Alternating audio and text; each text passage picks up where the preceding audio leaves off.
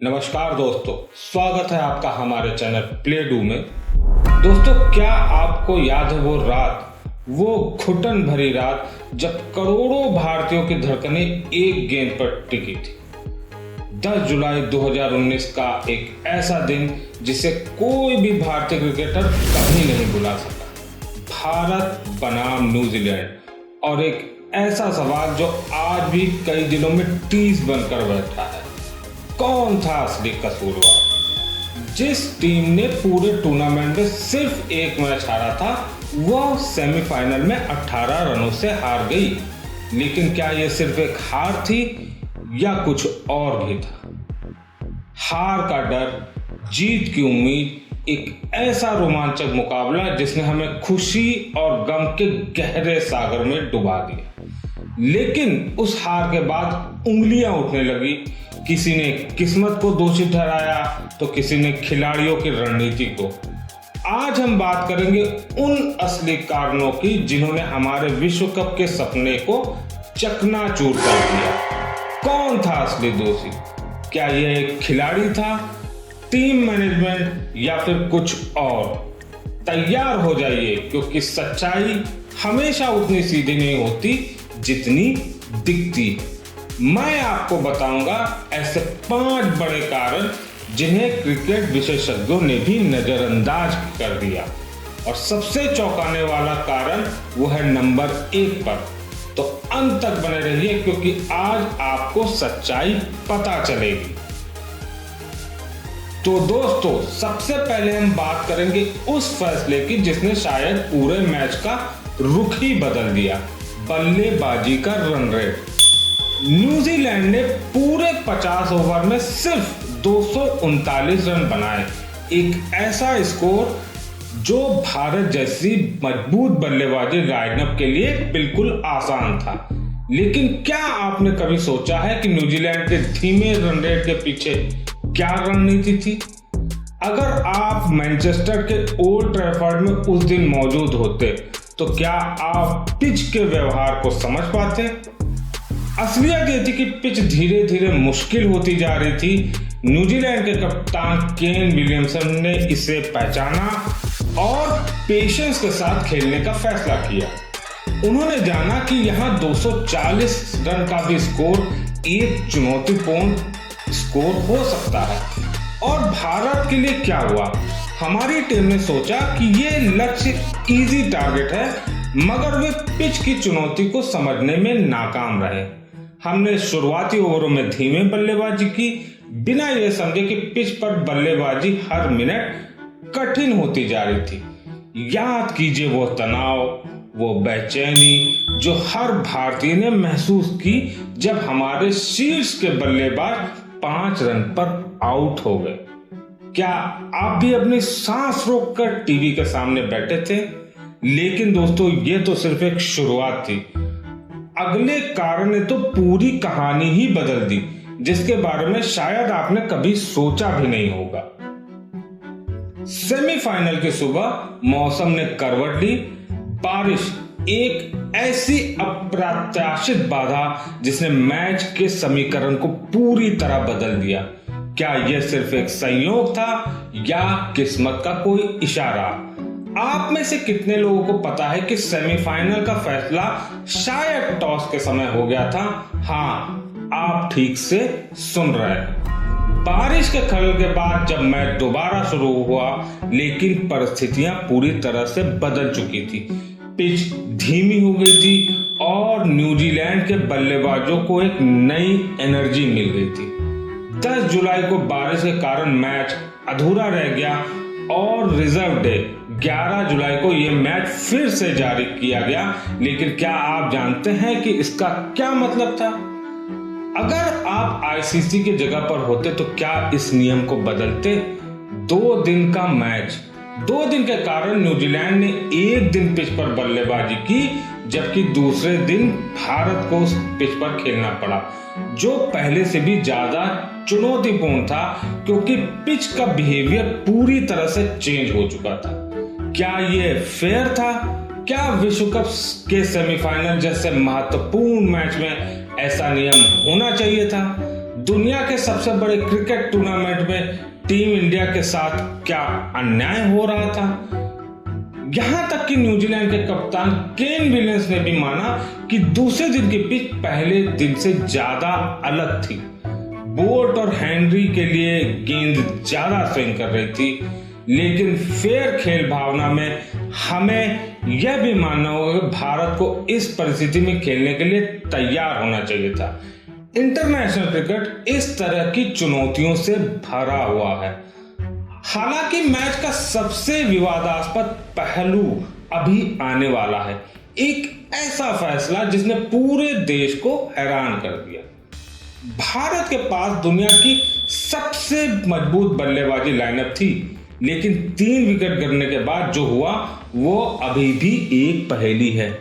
5 run पर 3 wicket गिरने के बाद सभी को उम्मीद थी कि अब MS धोनी आएंगे, क्योंकि वो भारत के सबसे अनुभवी फिनिशर थे। लेकिन क्या हुआ? क्या आप उस पल को याद कर सकते जब दिनेश कार्तिक और हार्दिक पांड्या ने धोनी से पहले बल्लेबाजी करने आए? क्या आपको यह देखकर झटका लगा था? धोनी को नंबर 7 पर भेजने का फैसला एक ऐसा फैसला जिसे अभी तक कोई नहीं समझ पाया। टीम मैनेजमेंट का कहना था कि लेफ्ट और राइट कॉम्बिनेशन को बनाए रखने के लिए यह किया गया था, लेकिन क्या क्रिकेट का एक्सपीरियंस इतना इंपॉर्टेंट नहीं था? जब धोनी आखिरकार बल्लेबाजी करने आए तो बहुत देर हो चुकी थी। उस समय रन रेट पर ओवर 10 से भी ज्यादा हो चुका था। सौरव गांगुली से लेकर विराट कोहली तक सभी ने इस फैसले पर सवाल उठाए। यहां तक कि कोच रवि शास्त्री ने भी बाद में माना कि यह एक टैक्टिकल मिस्टेक थी। हालांकि हमें यह भी समझना चाहिए कि क्रिकेट एक अनिश्चितताओं से भरा खेल है। कभी कभी सबसे अच्छी स्ट्रेटेजी भी काम नहीं करती। शायद मैनेजमेंट ने लेफ्ट राइट कॉम्बिनेशन से न्यूजीलैंड के गेंदबाजों को परेशान करने की सोची थी, लेकिन अगला कारण इससे भी ज्यादा चौंकाने वाला है और शायद यही वो लम्हा था जिसने हमारे विश्व कप के सपने को तोड़ दिया।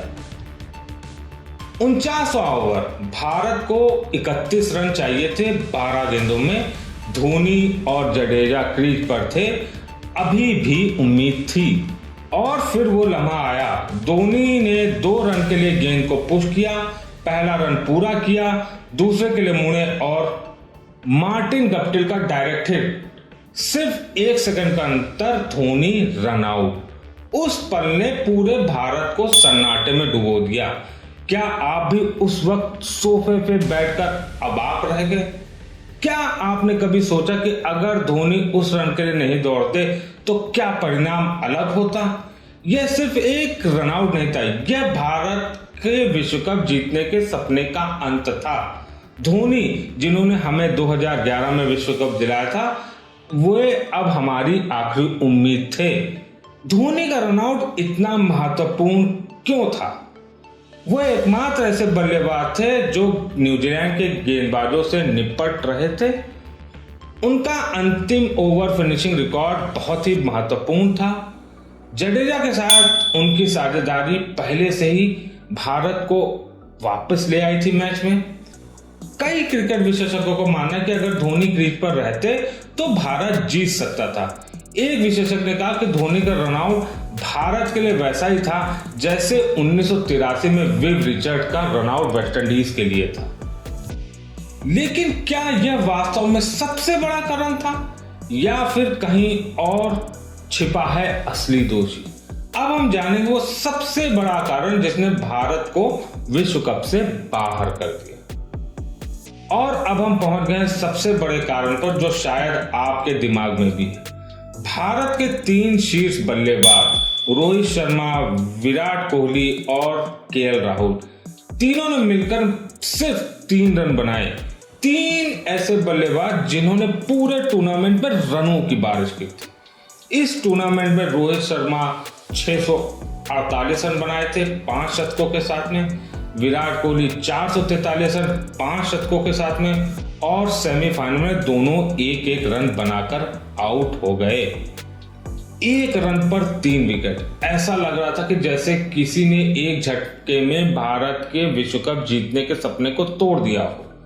क्या आप सोच सकते हैं ऐसा क्यों हुआ? हमारे सर्वश्रेष्ठ बल्लेबाज ऐसे महत्वपूर्ण मैच में नाकाम क्यों रहे? इसके पीछे कई कारण हो सकते हैं। न्यूजीलैंड के गेंदबाजों का शानदार प्रदर्शन, ट्रेंट बोल्ट और मैट हेनरी ने आउट ऑफ द बॉक्स जाकर गेंदबाजी की, दूसरे दिन का पिच जो था वो बहुत चुनौतीपूर्ण था, या सेमीफाइनल का दबाव। लेकिन अंततः क्रिकेट में कभी कभी ऐसे दिन भी आते हैं जब कुछ भी आपके हित में नहीं होता। शायद यह भारत के लिए ऐसा ही दिन था। हमें यह भी याद रखना चाहिए कि भारत ने टूर्नामेंट में शानदार प्रदर्शन किया था। सेमीफाइनल तक पहुंचने भी कोई छोटी उपलब्धि नहीं होती। तो दोस्तों, 2019 विश्व कप सेमीफाइनल में भारत की हार के पीछे कोई एक दोषी नहीं था। यह कई कारणों का मिक्सचर था। टॉस से लेकर के पिच के व्यवहार तक, बल्लेबाजी क्रम से लेकर शीर्ष क्रम के पतन तक। क्रिकेट एक ऐसा खेल है जहां सब कुछ एक ही पल में बदल सकता है। जीत और हार तो खेल का हिस्सा है, लेकिन जो चीज हमें एक टीम के रूप में डिफाइन करती है वो है हमारा जुनून, हमारा समर्पण और हमारी यूनिटी। 2019 की हार दर्दनाक थी, लेकिन यह हमें एक महत्वपूर्ण सबक सिखाती है, कभी हार ना मानने की बात। हमारी टीम इंडिया ने इसके बाद भी कई बड़ी उपलब्धियां हासिल की और आगे भी करेगी। आप में से कितने लोगों को लगता है कि भारत अगले विश्व कप में वापसी करेगा और ट्रॉफी जीतेगा? मुझे तो पूरा विश्वास है। अगर आपको ये वीडियो पसंद आया तो कृपया इस वीडियो को लाइक करें, हमारे चैनल प्ले डू को सब्सक्राइब करें।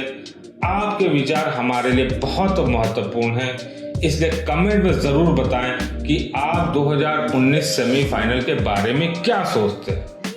तो दोस्तों, धन्यवाद और याद रखिए कि क्रिकेट में किसी भी टीम का दिन हो सकता है, लेकिन भारतीय टीम का जज्बा हमेशा अजय रहेगा। जय हिंद दोस्तों, अपना ध्यान रखिए, खुश रहिए। धन्यवाद, आपका दिन शुभ हो।